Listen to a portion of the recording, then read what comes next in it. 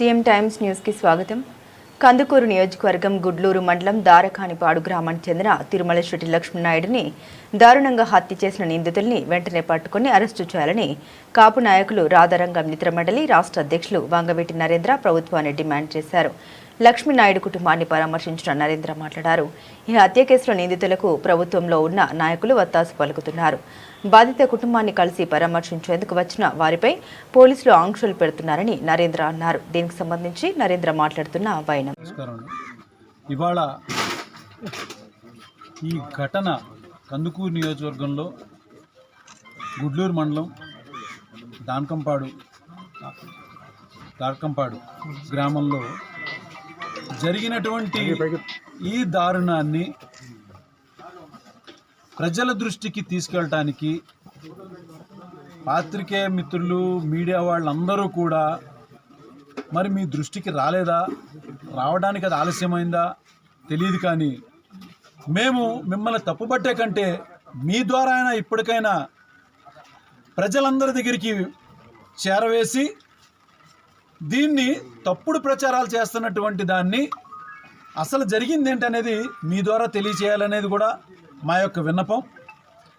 అయితే గత వారం రోజులుగా ఇది మెల్లిమెల్లిగా బయటకు వచ్చి అంటే 15 రోజుల పాటు దీన్ని బయటికి రానివ్వకుండా చేశారు.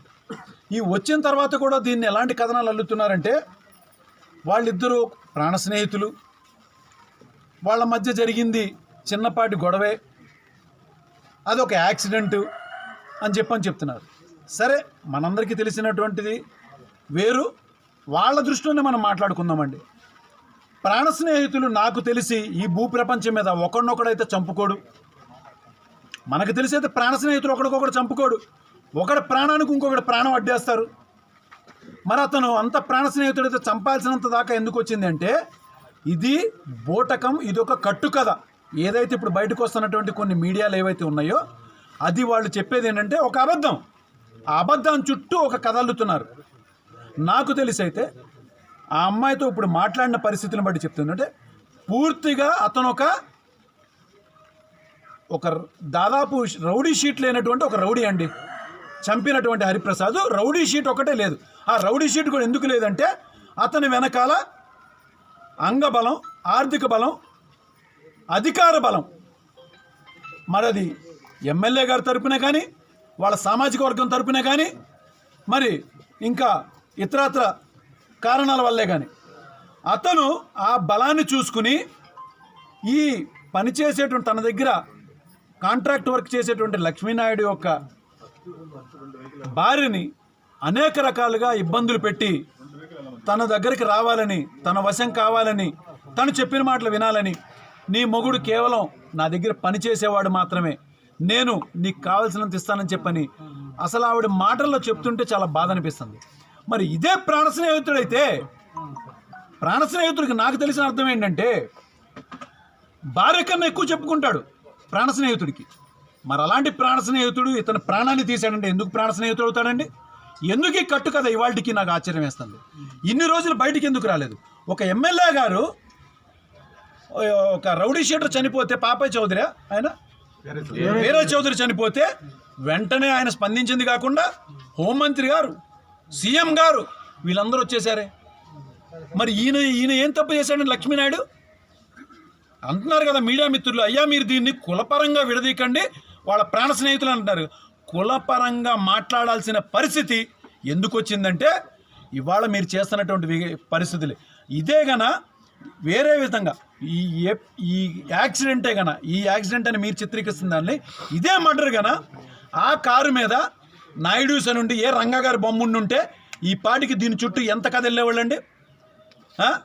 ఒక సాంబగాడు, ఒక శివగాడు, ఒక మురళిగాడు, ఒక కిట్టుగాడు, వీళ్ళందరూ కూడా గ్రాఫిక్లు పెట్టి, ఒక మూర్తిగాడు మెయిన్ ఛానల్స్లో మొత్తం ఒక గ్రాఫిక్స్తో దీన్ని చిత్రీకరించి ఒక స్పూఫ్తో ఒకటి రెడీ చేసి ఇంత హంగామా చేసేవాళ్ళు.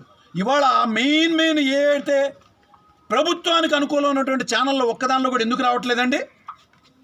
దీన్ని బట్టన్నా మరి మేము మాట్లాడటంలో మాదేమన్నా తప్పు ఉందా?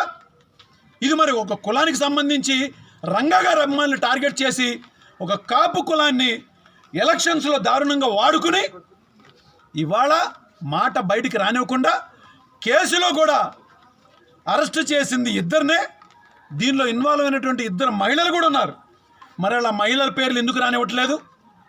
ఎవరు దీని వెనకాల ఉన్నారు? ప్రభుత్వం లేదా? ఇవాళ వరకు ప్రభుత్వం 2 వారాలు దాటిపోయినా కూడా ప్రభుత్వం నుంచి ఎటువంటి స్పందన ఎందుకు లేదు? చనిపోయినటువంటి వీర చౌదరికి ఏమో ఒక్క రోజులోనే ఏకంగా ముఖ్యమంత్రి వరకు స్పందించారు. మరి ఇవాళ లక్ష్మీనారాయణ అతను చనిపోతే మీకు ఓట్ల కోసం కావాలా? కాపుల్ని బలిజల్ని బలి తీసుకుంటున్నారు, తెలగల్ని తెగ నరుకుతున్నారు, కాపుల్ని మీ ఇంటి దగ్గర కాపలా కాయిస్తున్నారు. ఇందుకే మాట్లాడాల్సి వస్తుంది కులం గురించి. మీరు ఒక్కళ్ళు మీ కులంతోనే గెలిచారా? ఈ ఏ కులము మిమ్మల్ని ఓట్లేసి గెలిపించలేదు, అధికారంలోకి తీసుకురాలేదా? ముఖ్యంగా మొన్న అధికారంలోకి రావడానికి మీకు ఈ కాపు బలిజ తెలగ కులాలు మీకు ఓట్లు వేయలేదా?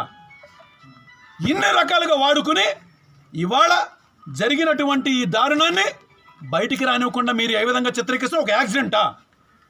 అది కూడా కారులో స్పష్టంగా ఇద్దరు మహిళలు పక్కనే ఉండి ప్రోత్సహించి మరి ఆ యొక్క యాక్సిడెంట్ జరుగుతుండగా దాన్ని చిత్రీకరించే విధంగా మేము మాట్లాడతామని ముందే మాట్లాడుకుని గుద్ది చంపేసేస్తే దాన్ని మీరు యాక్సిడెంట్ కింద చిత్రీకరించాలనుకుంటున్నారు. చేయండి, మీరు ఏం చేస్తారో, ఎంతవరకు దీన్ని మ్యానిపులేట్ చేస్తారో చూస్తాం. కానీ ప్రజల దగ్గర నుంచి మాత్రం ఎవరు కూడా బయటికి తప్పించుకోలేరు. మేమందరం సంఘాల పరంగానే కాదు, రంగా గారి అభిమానులకు ఎక్కడ ఏం జరిగినా కూడా ఆ కుటుంబ సభ్యుడిగా వంగవీటి నరేంద్ర ఎక్కడ అన్యాయం జరిగినా నిలదీస్తామే కాదు, వాడి అంతు చూసేంతవరకు కూడా వాడిని తీసుకుని వెళ్ళి అరెస్ట్ చేసి వాడికి శిక్ష జీవిత ఖైదు పడేంత వరకు కూడా తప్పనిసరిగా వెంటాడుతూనే ఉంటాం. ఎంతవరకు దీన్ని దాస్తారని చెప్పని కూడా మేము అడుగుతాం. ప్రాణ స్నేహితుడు అనేవాడు ప్రాణం తీయడు, ప్రాణాలు ఇస్తాడు. ప్రాణం తీశాడు అంటే వాడొక దుర్మార్గుడు. వాడి యొక్క నేర చరిత్ర ఎంత గొప్పదంటే వాళ్ళ తల్లి బ్రతికుండగానే కూడా వాడు చనిపోయిందని చెప్పి ఇన్సూరెన్స్ క్లెయిమ్ చేశాడు. ఇది మీ మీడియా మిత్రులు ఎంక్వైరీ చేయించండి. మరి పోలీసు వారిని కూడా నేను అడుగుతున్నాను, దయించి మీరు వాడి నేర చరిత్రను తీసుకొచ్చి మీరు ఈ కేసులో సాక్ష్యాల కింద పెట్టండి. ఇప్పటికైనా మించిపోయింది లేదు. ఎవరినైతే మహిళల్ని ఒక నేరం చేసేవాడి కన్నా ఎక్కువ నేరం చేయడానికి ప్రోత్సహించే వాళ్ళది ఇంకా పెద్ద నేరం. మరి అలాంటి పక్క నుండి కారులో కూర్చుని ఈ యొక్క లక్ష్మీనాయుడు కానీ భార్గవ నాయుడు కానీ పవన్ నాయుడు కానీ గుద్దుతుంటే ఇంకా గుద్దేసే చంపేసే మన మీదకి వస్తారా వీళ్ళు? మన కులం మీదకి వచ్చి ఇచ్చేస్తారంటే మా ఇంట్లో ఆడవాళ్ళని ఏమైనా చేస్తే మీ దగ్గర తీసుకొచ్చి వదిలేసి వెళ్ళాలా? అంటే మీ ఇంట్లో వదిలేసేయాలా మేము? ఇదే కదా మీరు చెప్తుంది. ఏంటి అన్యాయం జరిగిందని చెప్పని వీళ్ళు వెళ్ళి ప్రశ్నిస్తే, ఏరా నా కొడక బలిజవాడా, నువ్వు మా ఇంటికి వచ్చి అడిగేవాడివరా అని అప్పుడే వచ్చిందండి కులం ప్రస్తావన. లేకపోతే అప్పటి వరకు రాలా. వాళ్ళదేదో వ్యాపారం జరుగుతుంది, స్నేహం అని చెప్పని అనుకున్నాం. కాదు, అది అధికార కండ కావరం. ధనం చూసుకుని రెచ్చిపోయి అధికారంతో చేస్తున్నటువంటి ఈ దాష్టికాల్ని ఇప్పటికైనా మీ ద్వారా ప్రజలందరికీ తెలియజేయాలని చెప్పనేది మేము. దీన్ని అవసరమైతే ఆ యొక్క మహిళలను కూడా దీనిలో కానీ ఇన్వాల్వ్ చేయకపోతే తప్పనిసరిగా మేము రాష్ట్రం మొత్తం ఒక ఉద్యమం కింద తీసుకెళ్ళి వాళ్ళని జీవిత ఖైదు పడేంత వరకు కూడా మేము ఊరుకోమని చెప్పని